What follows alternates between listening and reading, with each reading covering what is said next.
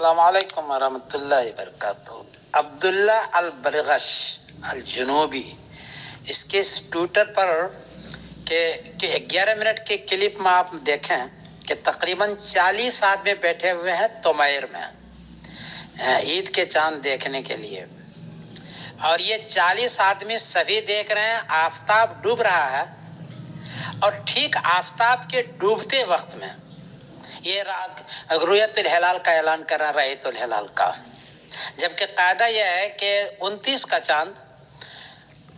آفتاب ڈوبنے کے آدھے گھنٹے کے بعد جب اندھیرا ہوگا تب نظر آتا ہے۔ میں بارہا اس کا تجربہ کر چکا ہوں، میں کئی سال سے اس میں لگا ہوا ہوں۔ تو آفتاب ڈوبنے کے آدھے گھنٹے کے بعد جب اندھیرا ہوتا ہے تب نظر آتا ہے 29 کا چاند۔ یہ آفتاب ڈوبنے سے پہلے ہی تیاری کر رہا ہے، اور کچھ جملے سے معلوم ہوتا ہے کہ آفتاب ڈوبنے سے، سورج ڈوبنے سے پہلے اس نے اعلان کیا ہے، اور اذان ہو رہی ہے اور رأیت الہلال کا اعلان کر دیا۔ فرض روزہ ہے، ہزاروں لاکھوں آدمی کے پوری دنیا کا فرض روزہ ہے، اور چاند دیکھے بغیر رأیت الہلال کر رہا ہے، جبکہ 20 اپریل بروز جمعرات کو چاند وہاں 4 ڈگری تھا، سعودی میں نظر آنے کے قابل نہیں تھا،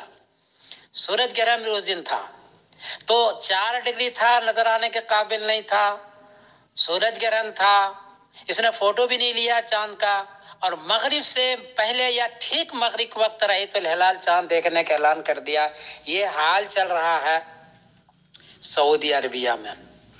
اور وہ کیلنڈر بنا ہوا ہے 30 سال کا، اس پر لکھا ہوا ہے کہ ایک دن پہلے پر میں کر رہا ہوں، اسی پر پوری دنیا کو لانا ہے، اور اسی پر یہ اس قسم کے رؤیت ہو رہی ہے۔ آپ اس کلپ کو میں بھیج رہا ہوں علماء کی خدمت میں، سارے غور سے دیکھیں کہ کیا حال بن رہا ہے فرض روزے کا۔ السلام علیکم ورحمۃ اللہ وبرکاتہ۔